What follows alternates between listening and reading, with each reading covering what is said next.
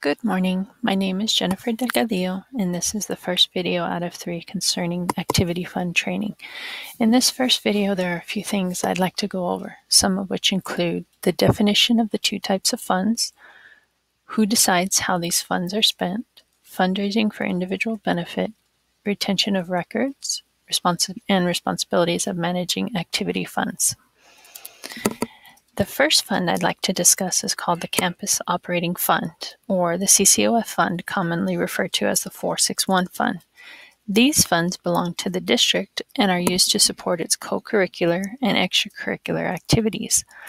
Monies that get deposited into this fund include items such as vending machines, concessions, campus fundraisers, book fairs, commissions, library fines, and any profits from school stores. Approval for dispersing these funds rests with each campus's principal.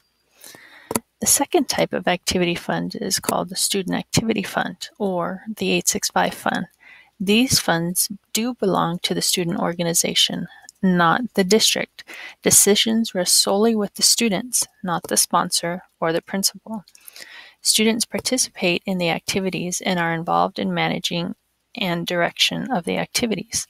These are organized by holding meetings, electing of officers, conducting business, writing out of minutes, and the such. The next slide we cover concerns the responsibility of managing activity funds.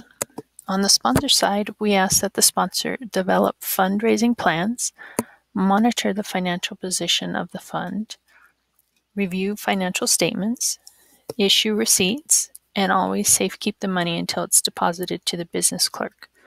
On the business clerk or /secretary side, we ask that they supply activity fund forms, issue receipts when they're receiving money, keep a record of how the money is distributed, deposit funds to the district bank, and account for and record deposits in our financial software, Munis.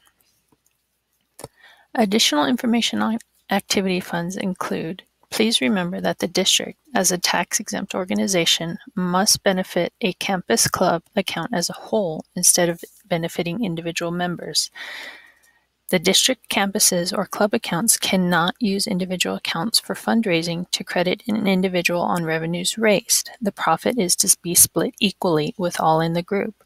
What this means is if you're holding a fundraiser and one of your students goes out and raises $100 and one of your students raises nothing, once it's deposited to the club account, since it is a fundraiser, all funds must be distributed equally. So 50-50 between the two. Even though one sold 100 and one none, they're still going to get the benefit of the fundraiser for all.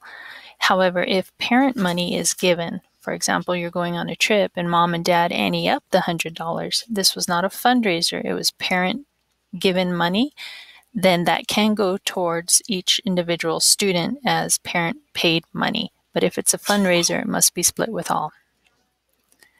Also remember the district campuses and club accounts cannot require a person to participate in fundraising activities, nor require that a certain amount be raised or sold per person.